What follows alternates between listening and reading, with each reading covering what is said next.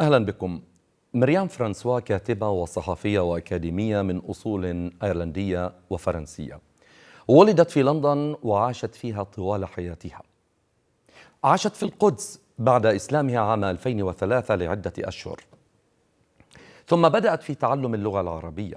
ميريام تحمل صوتا جريئا في الدفاع عن القضايا العادلة، وعلى رأسها القضية الفلسطينية، ولها العديد من البرامج، منها The Tea with ميريام فرانسوا، تسلط الضوء على الروايات المهمشة وتفكك السرديات الإعلامية التقليدية حول الشرق الأوسط لتقدم رؤية نقدية تتحدى السائد.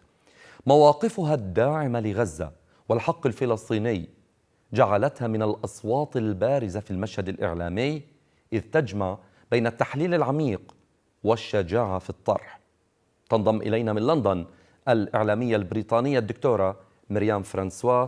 أهلا بك دكتورة ميريام، وأنا بعرف أنك إلى حد ما تتحدثين العربية، لكن للتسهيل عليك يعني تتحدثين في اللغة الإنجليزية. بداية بدي أسألك، لماذا اخترت الاسم ميريام بدلا من اسمك الحقيقي إيميلي؟ Oh, that's a big one. You want to go all the way back to that? Well, when I became Muslim in my teen years, I wanted to make sure that I had a name that carried the inspiration of someone that I admired greatly from our tradition as Muslims. And for me, the figure of Maryam alayha salam is obviously a figure that I identify with and look up to and respect immensely. And of course, in our tradition as Muslims, you name children according to a figure whose qualities we hope that they might embody. So, I can't claim that, but that certainly was the idea behind it. طبعا الكثير من المعلومات عنك، هذا أتركه للذي يريد أن يعرف عنك أكثر من خلال البحث على جوجل. نأتي مباشرة إلى القضايا العميقة والمهمة التي تناضلين من أجلها. ميريام فرانسوا أيرلندية فرنسية تعيش في الغرب، عاشت تجربة التمثيل، لكن أخذت من القضية الفلسطينية جوهرا وقضية تناضل من أجلها. ما الذي جعل مريم تكرس وقتها لخدمة قضية تعد من أهم القضايا العادلة في العالم؟ Well, I don't know if I picked the Palestinian cause or the Palestinian cause picked me, actually. Probably more to the point, when I was around 19, I moved to Jerusalem. I was working in the West Bank, and I spent just under a year living and working with Palestinians who took me in literally as family. I was out there on my own. I was very young, and really I graduated really when I left Palestine from the University of Palestine, is probably the best way to put it. I had lived under the occupation. I had witnessed the violence of everyday life for Palestinians under Israeli control.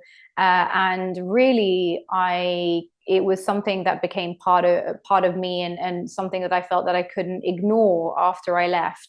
And of course, that's true at the level of just being a human.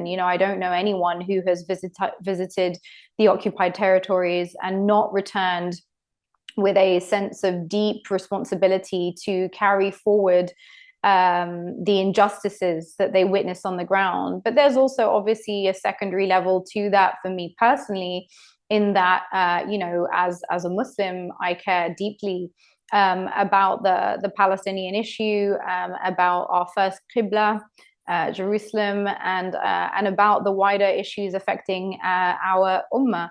So these were all part of the reason why the Palestinian issue for me is one that will forever be in my heart. But most of all, of course, is the responsibility I carry for the people I left behind, whose voices aren't being heard and whose experiences are not being seen, and to whom I owe everything. أنا أعرف على الصعيد الشخصي عدد من الغربيين، خاصة خلال دراستي في جامعة بيرزيت في رام الله، كانوا مناصرين جدا لإسرائيل في اللحظة التي قدموا فيها إلى الضفة الغربية وعايشوا الاحتلال والقمع الإسرائيلي، غيروا مواقفهم وأصبحوا سفراء لفلسطين في دولهم. يعني أستطيع القول أنه معايشتك للتجربة الفلسطينية تحت الاحتلال أسهمت كثيراً في جعلك تؤمنين جداً بعدالة هذه القضية. Well, I already grew up believing in the rights of all occupied people to be liberated because, as you mentioned in your introduction, I am half Irish, and the Irish people continue to live under British occupation in the north of Ireland. And the Palestinian issue and the Irish liberation issue have always coexisted side by side. I think our movements have always drawn on each other and inspired one another and supported one another. So I did not enter the occupied territories without a sort of pre-existing understanding of the conflict and the occupation. But as a Muslim who at the time was wearing hijab and was visibly Muslim, and whom everybody, whether it was Palestinian or Israeli, just assumed was Palestinian when I lived there, I very much had a first-hand experience of the occupation day to day, including the violence of the occupation. When I was there, I was our bus. I was playing for a basketball team in Jerusalem. Our bus was derailed by a settler. Many of us were seriously injured. The experiences of violence day to day were not things that you can easily forget. وأنا يعني أنت بتحملين الكثير من القصص صراحة، منها مثلا لما كانوا في فلسطين يفكروك فلسطينية ولكن ليه ما بتحكي عربي. بس بكل الأحوال يعني ربما أنا بدي أتطرق إلى موضوع ذكرتيه في قصة يعني حادث السير اللي تعرضتوا له، وهناك اكتشفتي يعني حتى في المستشفيات الإسرائيلية نظام الفصل العنصري ضد المرضى. إذا بالإمكان هيك تعطينا ولو بإيجاز ما حصل، تخبرينا. Yeah, no, absolutely. Well, firstly, I would say that just to come back on your point about me not speaking Arabic, I speak very poor Arabic. But what I would regularly get told, even by Palestinians, was, "Aib alayki, how did your family? This is what happens to Palestinians when they go abroad. They forget to teach their children to speak Arabic.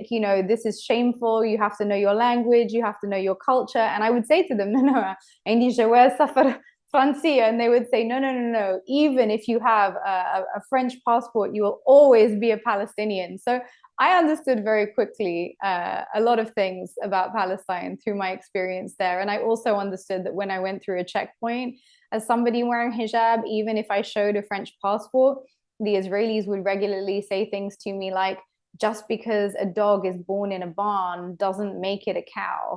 In other words, just because a Palestinian acquires a passport from a European nation, it doesn't make them a European. So I could see, many evidences of the type of racism and discrimination and violence, verbal and physical. If you live in the occupied territories, it's a normal thing to have guns pointed in your face, in your children's face, in your parents' face, to experience brutality and there to be no accountability. And of course, you mentioned the accident that I was involved in. Of course, when we had this accident and there were many injured people, most of the people in our bus were people who had Palestinian IDs. Some of them had Jerusalem IDs, meaning they carried the Israeli passport.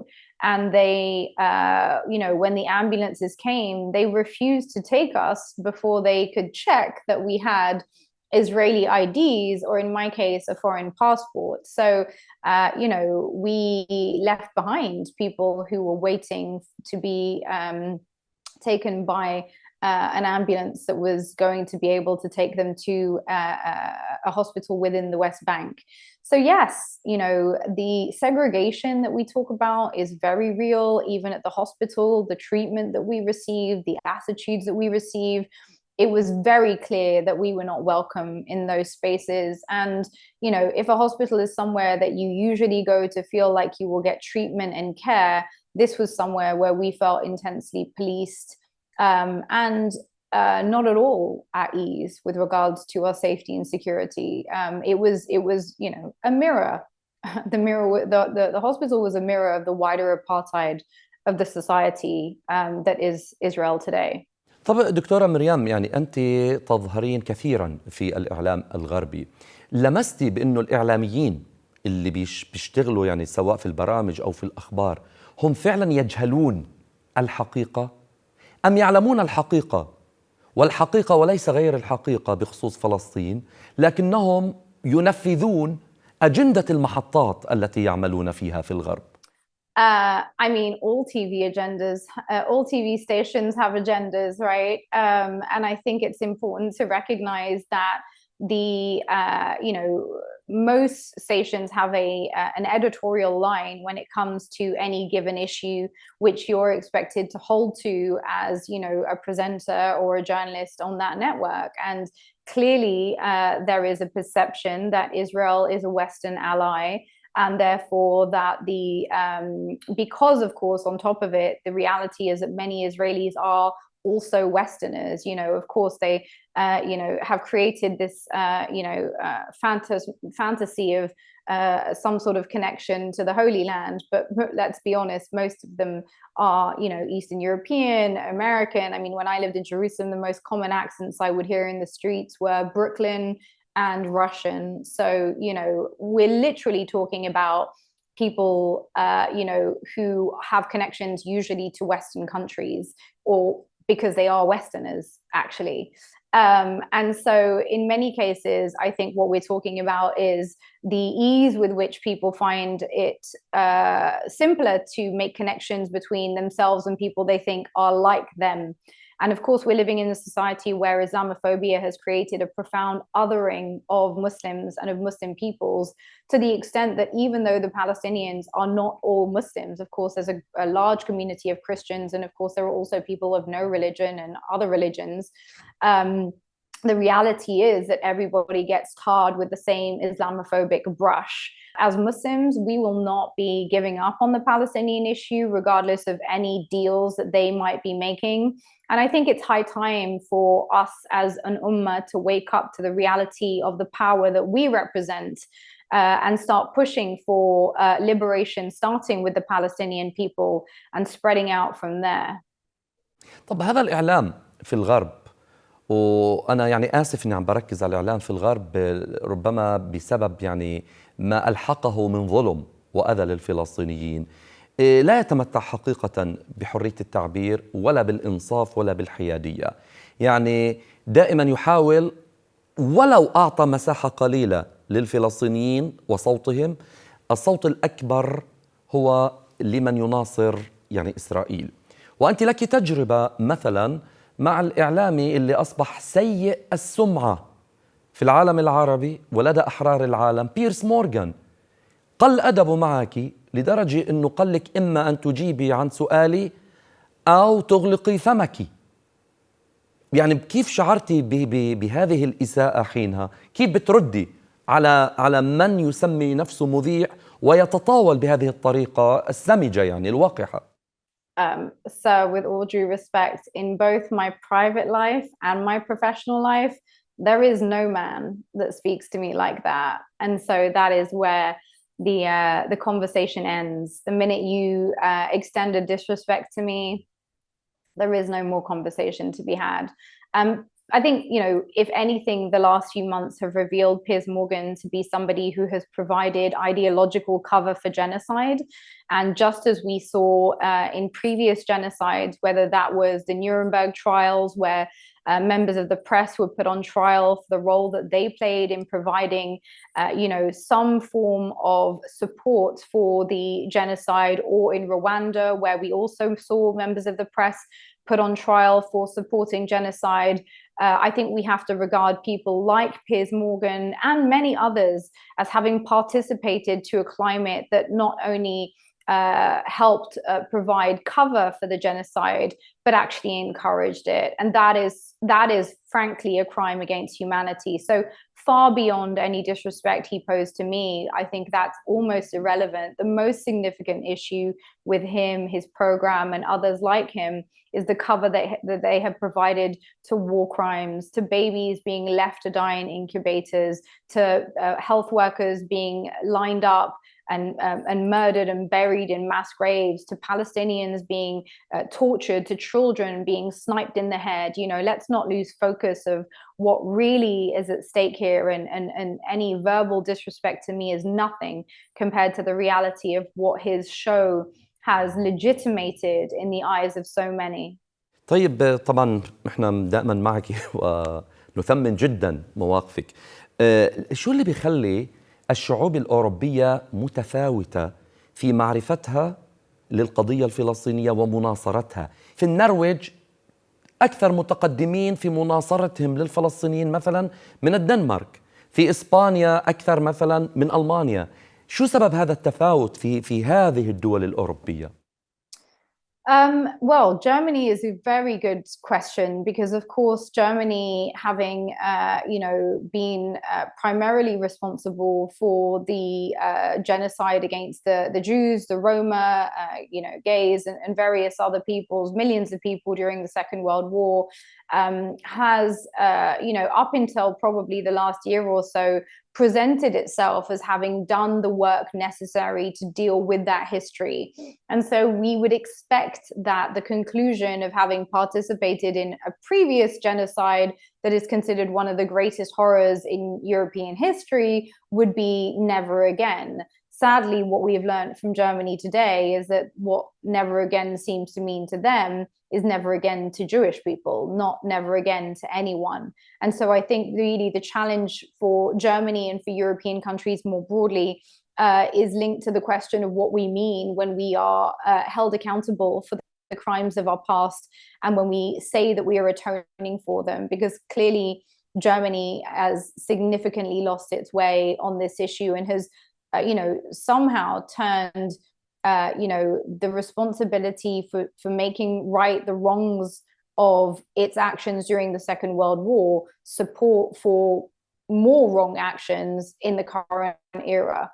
Now, the histories are different to, of course, somewhere like Spain, but I think you're also talking about, countries that have also different economic ties, maybe to Israel, different relationships to the Israeli government, and certainly that would play a big part in the decisions that they make about the political position they take with regards to the ongoing Palestinian liberation movement. If you go to Northern Ireland today, you will see Catholic neighborhoods, Catholics representing the Irish from Ayr, which is Free Ireland. Side by side with the Irish flag, you will find the Palestinian flag, and then you will find the British flag side by side with the Israeli flag. So that tells you everything you need to know about really the dynamics in the north of Ireland and the ways in which it parallels the occupation, of course, that is happening in Palestine, albeit that I would say that obviously today the ongoing occupation is now more than occupation. It has catapulted into, genocide, ongoing ethnic cleansing. We're seeing, news of over 40,000 people in the West Bank being displaced and being told that they will not be allowed to return to their lands. We are seeing, a very, very critical stage in the ongoing ethnic cleansing of the Palestinian people. And I think anyone who has lived through occupation or colonialism tends to recognize it quite clearly. And those, unfortunately, who've tended to live in the centers of empire but have always identified with the colonizers tend to not be able to always see that so clearly. Having said that, it's important to say that public opinion, both here in the UK, in the US, and across many parts of Europe, has changed significantly over the last year and a bit. We have seen public opinion today being massively in favor of, Palestinian statehood. We've seen many European states actually recognizing a Palestinian state. And we are seeing, cases being brought against senior Western leaders and Israeli leaders by some Western governments. So I think it's important to recognize that even here, that the people often do see through many of the legacy media stories that are meant to, incline us towards regarding the Israelis as the victims of the situation, which couldn't be a more absurd description, but sadly is a reality. Thanks to social media, many people today are seeing what's actually happening on the ground, and their understanding of what's happening in Palestine is much clearer. The question is much more so for all of us today, whether we're in the Arab world or the Western world, what we choose to do about it. هل تعانين على شبكات التواصل الخاصة بك من التضييق على المحتوى الفلسطيني؟ يعني أنا شخصيا ضحية من هذه الضحايا لهذا التضييق.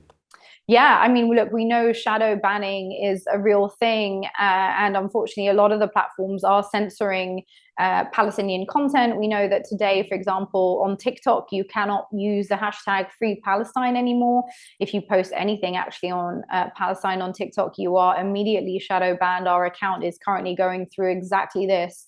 And I think, look, the only lesson we can really take from this is the recognition that we will not find liberation on platforms created by people who have no interest in our liberation. We need alternative platforms. We need investment in different tech spaces so that we can see, alternative areas that we can platform our ideas with the freedoms necessary to share ideas, thoughts, visions of the world, alternative interpretations of both history and current facts. And I think that is, a lesson that has to be taken from this current juncture, is that we need to invest in tech spaces, our own tech spaces. يعني الوقت بده ينتهي وأنا كثير مبسوط في الحديث معك، بس بعجالة ربما دقيقتين أو ثلاث. سؤال إجابته نقدية: هل تعترفي أو تقرين مثلا أو لك رأي بأن الفلسطينيين قدموا قضيتهم وروايتهم للغرب على النحو المطلوب أم مقصرون في ذلك؟ I mean, that's a difficult question, because I don't know that Palestinians have been given the platforms necessary to even really express their point of view. I mean, I look at someone like Noura Erakat, who is an incredible, Palestinian American lawyer, who is very rarely actually given the mic and is an incredibly eloquent speaker. We have, the Hassam Zumnat here in the UK, who's the Palestinian ambassador, who is also an incredibly strong speaker. Again, very rarely given the mic in mainstream media to really talk.